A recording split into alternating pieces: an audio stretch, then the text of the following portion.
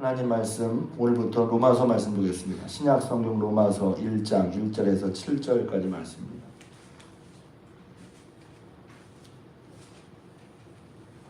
신약 성경 로마서 1장 1절에서 7절까지 말씀. 저와 같은 성경이라면 신약 성경 238면 되겠습니다.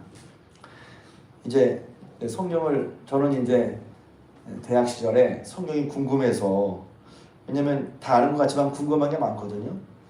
그래서 이제 성경에 대한 얘기를 보는데 지금도 마찬가지입니다. 이제 성경의 순서가 이제 신약은 마태, 마가, 누가, 요한이잖아요. 그런데 이제 우리는 이제 보통 이렇게 순서니까 마태부터 쓰여졌나? 조금 이제 새벽 시간에 좀 머리가 아픈 얘기를 쓸 수 있지만 순서대로 마태, 마가, 누가, 요한, 그리고 이제 그럼 보통 우리는 이 성경을 쭉 순서대로 쓸 때 앞에 게 먼저고 뒤에 게 나중이라 이렇게 생각이 들어요. 물론 내용 자체가 그렇죠. 먼저 예수님 얘기 나오고 사도행전에 예수님 십자가에 죽으시고 부활하시고 승천하시면서 이제 성령 받으라고 한 얘기, 성령 받은 제자들이 이제 복음을 가지고 퍼쳐가는 얘기, 그 다음에 이제 그런 복음을 전하는 과정 가운데 이제 교회들이 세워지고 그 교회들에게 사도 바울이 편지한 이제 교회들의 모습, 그래서 맨 마지막에 이제 요한계시록 이렇게 나온단 말이죠. 그런데 내용적으로는 순서지만 내용적으로는 내용을 보면 예수님 이야기 순서지만 쓰여진 시기는 시기대로 쓰여진 건 아니란 말이에요. 무슨 말이에요? 그러니까 마태복음은 학자들이 연구를 하고 성경에 증거가 있어요. 마태복음은 한 주전 AD 70년경에 쓰여진 거라고 한다면 로마서는 그보다 더 일찍 쓰여졌어요. 한 주후 53년에서 58년 정도에 쓰였다고 말한단 말이에요. 그러니까 그런 걸 복잡하게 왜 얘기하지? 그러면 먼저는 이 책이 쓰여진 그 당시의 상황이 어떠냐 하는 걸 알 때 우리가 더 성경 말씀을 자세히 이해할 수가 있단 말이에요. 그래서 로마서는 흔히 학자들이 이게 왜냐면 미루어서 그때 쓴 걸 누가 본 적은 없지만 성경에 나온 이야기들과 또 전해져 내려오는 믿을 만한 얘기를 종합해서 보면 로마서는 사도 바울이 AD라는 것은 주전, 예수님 나시고 우리가 말하는 서기 53년에서 58년 제3차 전도여행 하는 동안에 이제 고린도에 3년 동안 있었거든요. 고린도에서 이 땅에 내 백성이 많다 3년 동안 있으면서 그 다음에 이제 바울의 입장에서는 고린도만이 아니라 로마에도 가고 로마에 가면 로마의 교회에 있는 성도들의 도움받아서 서머나 스페인까지, 스페인이 이제 유럽에서 가장 이제 왼쪽에 서쪽에 놓여 있거든요.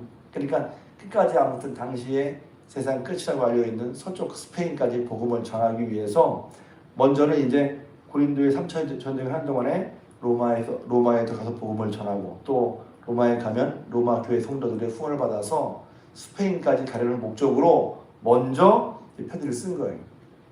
그러니까 어성경 하신 분들은 이제 이런 성경의 줄거리를 이제 이해하시기 편하실 텐데 이제 그런데 우리가 보통 로마서를 알고 있기는 구원에 관한 책으로 알고 있죠. 그런 목적으로 썼는데 이게 예수님 믿고 구원받은 어떻게 우리가 예수님 믿고 구원받는지 왜 예수를 믿어야 하는지 그래서 구원의 도리에 대해서 왜 우리가 구원을 받아야지 왜 구원은 예수님밖에 없지 하는 얘기들을 그냥 예수님밖에 없어 하는 게 아니라 왜 예수님밖에 없는지를 정말 잘 설명해 주고 있는 책입니다. 그러니까 그냥 문득 그려서 그렇게 해야 돼가 아니라 자세히 보면 왜 예수를 믿어야 되는지 왜 예수님으로 말미암아 구원을 받는지 좀 더 복잡하게 말하면 복잡하게 아니라 율법과의 관계 그리고 율법으로 구원 못 받는다 교회들은 알고 있어요. 율법 필요 없나? 아니 율법도 선한 거라는 거예요. 율법과의 관계 구약과 신약과의 관계, 혹은 유대인과 이방인의 관계 이런 것들을 아주 논리정연하게 얘기해주고 있어요. 그래서 로마서를 자세히 읽으려고 하면 때로는 어려워요. 복잡하기도 하고. 근데 이제 복잡한 게 아니라 우리 이해하기 위해 쓴 거니까. 왜냐면 우리가 믿을 때 이런 게 문제네. 저는 이제 여러분도 아마 그런 문제를 느낄 거예요. 믿을 때 이게 어떻게 되는 거지? 궁금하고 애매하고 그런 것들을 바울이 율법 학자거든요. 자세히 풀어놨어요. 그러니까 구원에 관한 거의 모든 얘기들을 100%라고 하면 모든 얘기들을 우리가 구원받고 구원자로서 확신하고 살아갈 수 있도록 충분히 쏘는 얘기가 로마서란 말이죠. 전체는 그렇다는 거예요. 전체. 그리고 서신서 중에 첫 번째 책이잖아요.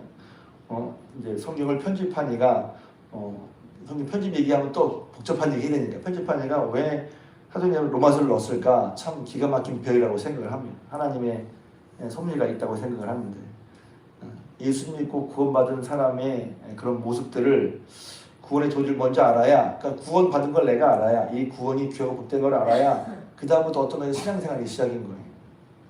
예수를 믿고 만나서 구원받아야 신앙생활이 시작이죠. 예를 들면 이건 무엇 같으냐면 엄마에게서 태어나야 비로소 생명이 난 거 아니에요? 예수를 믿어 구원받고 영생을 얻어야 그 다음부터 진짜 신앙생활이라는 말입니다. 근데 교회에서는 교회는 나오지만 아직 예수를 믿고 구원받지 못한 사람이 얼마든지 있을 수 있어요. 교회 나오지만 교회를 오래 다녔지만 예수님을 믿어 정말 예수를 믿고 내 죄를 용서함 받았다고 하는 내가 구원받았어. 내가 구원 잘나서가 아니라 내가 예수님으로 말미암아 구원받았어 라고 하는 구원의 확신이랄까요. 구원에 대한 믿음을 갖지 못한 분이 있을 수 있다는 거예요. 왜냐하면 많은 고백들을 보면 그냥 다녔다는 거예요. 모태신앙이죠. 그냥 다니다가 정말 내가 예수님 믿고 만난 건 언제라고 하는 그런 고백들이 많이 있잖아요. 그래서 이제 좀 심각하게 말하면 여러분이 구원받은 걸 압니까? 물으면 모르겠는데요. 나 구원받았나? 못 받았나? 저는 제가 구원받은 걸 알거든요. 그럼 누구 물어요? 어떻게 알아요? 여러분이 구원받은 걸 알아요? 그러면 구원받았나? 목사님 그랬는데요.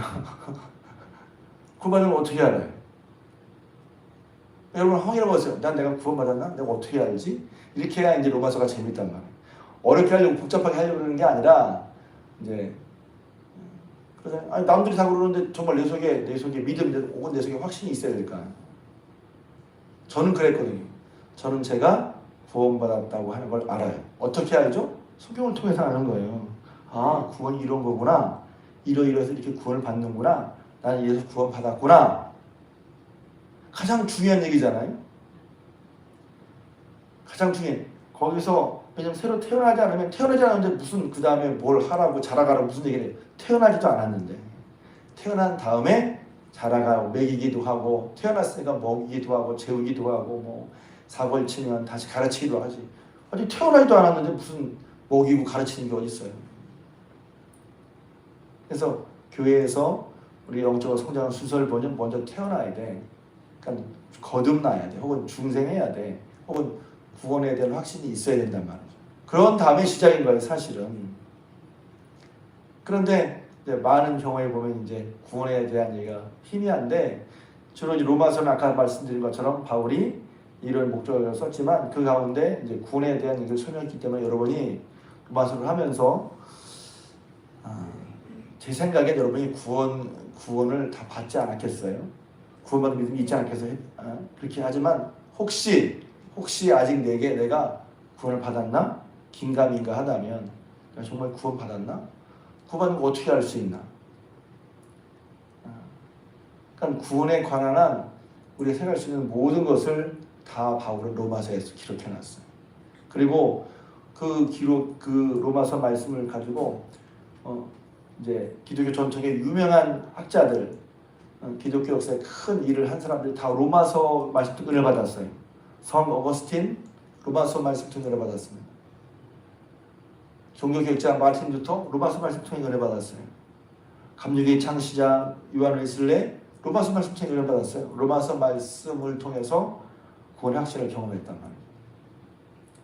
그러니까 성경이 누가 뭐래도 성경은 하나님의 말씀, 은혜 받는 말씀이지만 그러나 로마서 말씀 통해서 분명한 구원의 도리를 깨달은 사람들이 그리고 이 같은 너무너무 많지만 유명한 사람들을 꼽자면 이 사람들 또 유명한 목사들도 다 너나 없이 이제 설교 좀 하신다는 분들은 로마서 강해나 주석서를 쓴단 말이에요. 그만큼 로마서가 다 성경이 똑같이 중요하지만 많은 은혜를 줬던 말씀이라고 하는 것입니다. 그러니까 서로 좀 길었는데 아무튼 그래서 로마서 말씀 여러분 읽으면서 그에 대한 분명한 믿음, 확신 가질 수 있기를 주님의 이름으로 부탁을 드립니다. 오늘 요 7절인데 7절은 간단한 것이지만 이제 편지니까 로마서가 하늘에서 뚝 떨어진 게 아니라 사도 바울이 AD 53년, 57년경에 8년에 썼기 때문에 쓰니까 그 당시에 문화라든가 그 당시에 필체 이런 것들이 들어가 있단 말이죠. 그래서 로마서는 편지니까 앞부분에 1절에서 7절까지는 편지의 인사말에 해당해요. 누구에게 보내는 건지, 왜 보내는 건지, 또 이 편지를 보내는 사람은 누구인지 이런 것이 써 있어요. 안녕하십니까, 저는 누구누구입니다. 자기에 대한 소개, 또 이 편지를 쓰는 이유, 그런 다음에 또 이 편지를 받는 사람들에 대한 인사말이 쓰여 있단 말이죠. 그래서 먼저 1절에는 예수 그리스도의 종 바울은 사도로 부르심을 받아 하나님의 복음을 위해 특정을 입었나니 하고 자신을 밝히고 있죠. 근데 이제 이게 그냥 단순히 인사말이라 그러면 좀 몸이 건조하고 새벽 시간에 무슨 은혜가 되나 싶지만 자세히 읽으면 한 4가지 정도 간단하게 말씀드릴 게 있어요. 첫째는 바울이 자기 자신을 누구라고 생각하는 거예요. 제가 지난주에 잠깐 말씀드렸지만 나는 나를 누구라고 생각하고 있나. 이제 좀 어려운 말로 정체성입니다. 이게 왜 중요하냐면 내가 나를 어떻게 보고 있느냐. 우리는 알든 모르든 나는 나를 보는 나의 시각이 있어요. 나는 나를 보는 나의 시각이 있다고. 내가 나를 어떻게 보는지 잘 몰라요. 저는 그렇더라고요. 내가 나를 어떻게 생각하지 잘 몰라. 근데 다른 사람의 생각과 비교해보면 나는 나를 이렇게 보고 있구나. 이것도 좀 어려운 말인가요? 나는 나를 누구라고, 나는 나를 어떠한 사람이라고 생각하고 있느냐 하는 것입니다. 막연하게 또는 어떻게 살다 나는 나를 누구라고 생각하지? 아니면 생각 안 할 수도 있어요. 아니 다들 저 사람은 누구야? 저 사람은 저건 뭐야 하는데 그런 의미에서 가장 중요한 게 나 아니에요? 나? 이게 이런 말이 아니라 내가 가장 중요한데 정작 나는 누구인지 모를 수 있단 말이에요. 그래서 좀 어려운 말 같지만 왜냐면 어렵다는 게 잘 생각하지 않거든요. 여러분은 여러분을 누구라고 생각하고 있어요? 이렇게 물어보면 이렇게 할 거예요. 근데 바울은 자기 자신을 누구라고 생각하냐면 나 예수 그리스도의 종 바울은 예수 그리스도의 종이라고 했다. 자기 자신. 이 편지 그러니까 물론 인사말일 수 있어요. 근데 인사말이라도 그냥 아니면 예를 들면 아무개 아들 보통 자기를 소개할 때 외국 영화를 보면 당시보다는 나는 어느 지역 누구누구의 아들 누구누구입니다 이렇게 말한단 말이에요.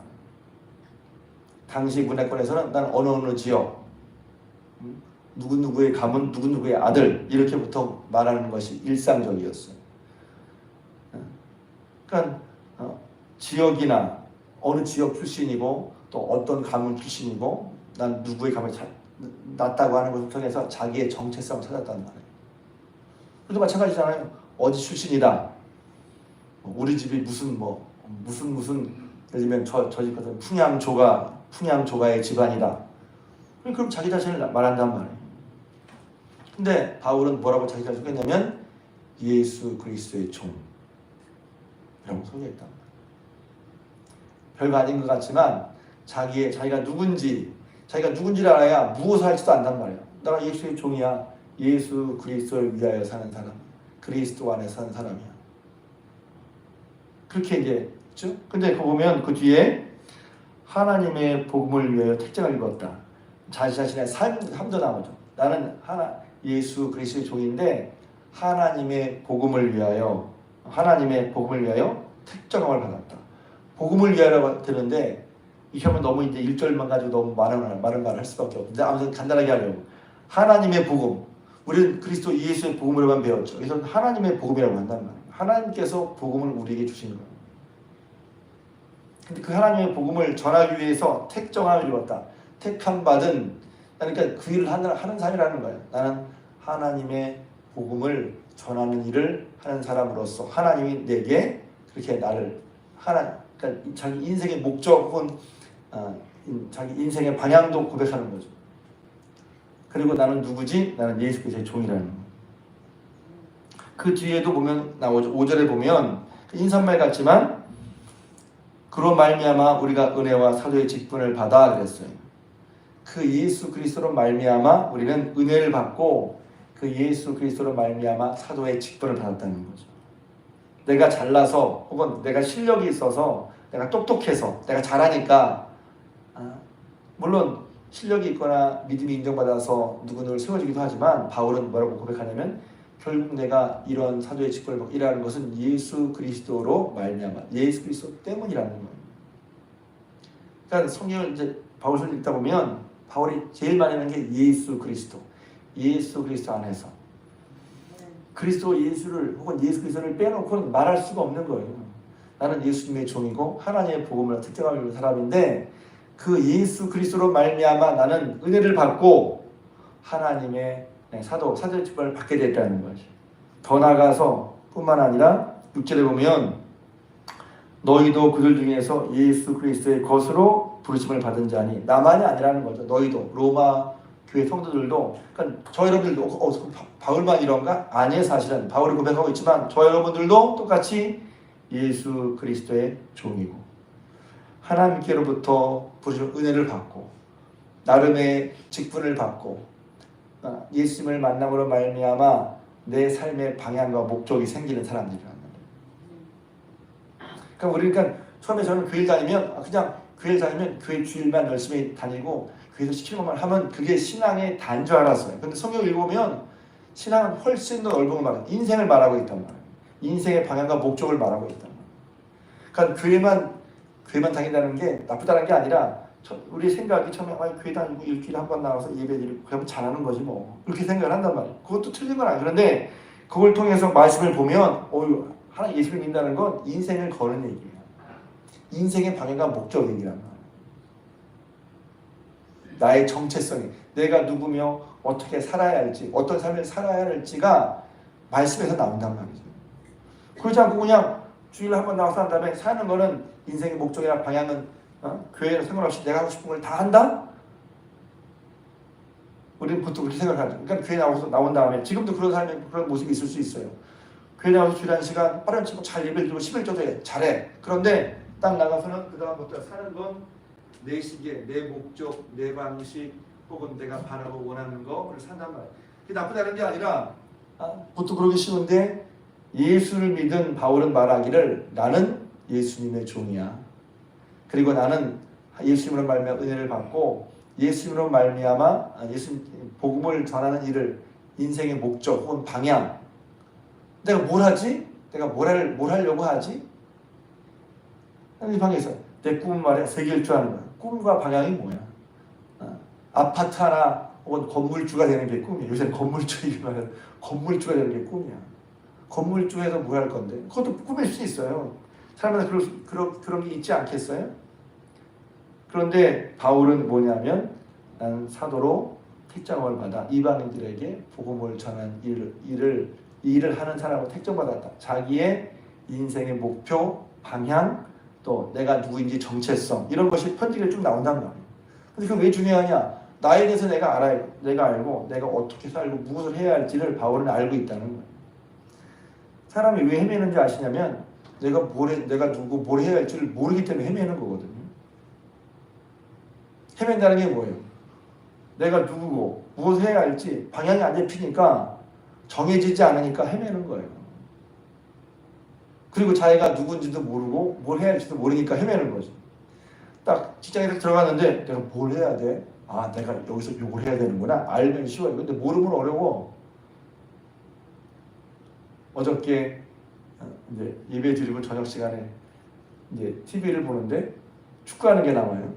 근데 새로운 사람이 들어갔는데 감독이 물어봐. 너 여기 이렇게 하면 너 뭐 하는 거? 어떻게 해야 돼? 그러니까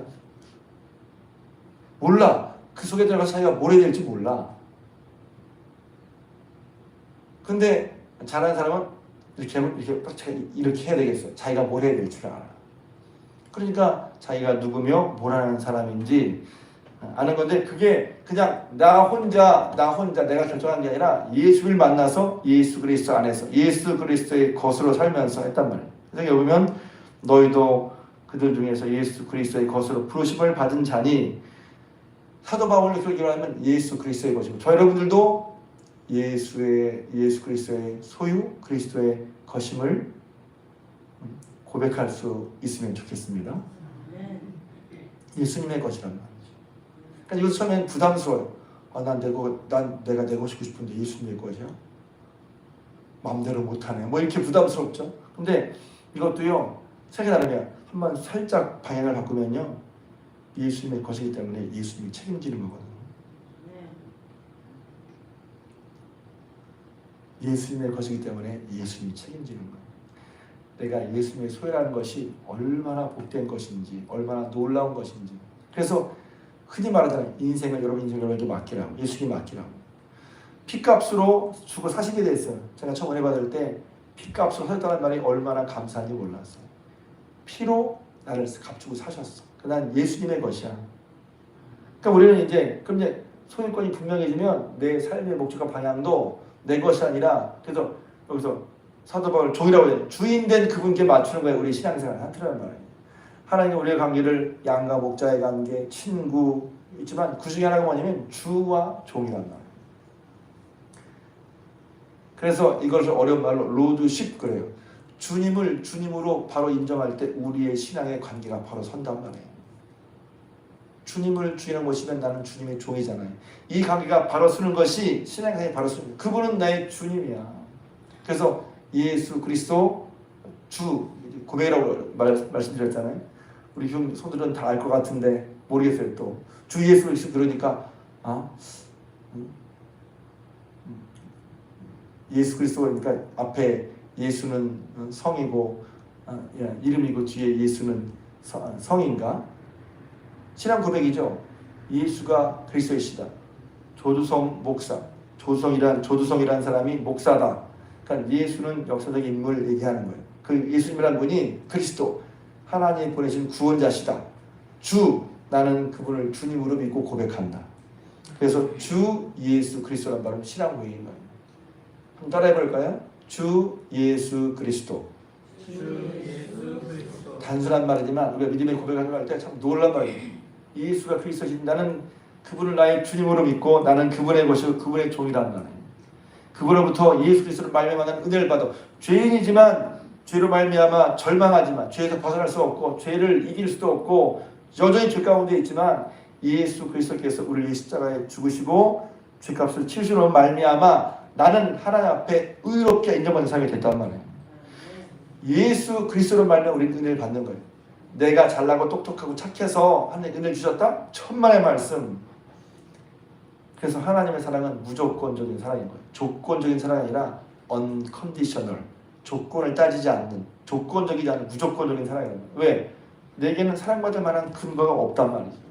그걸 은혜라고 한단 말이에요.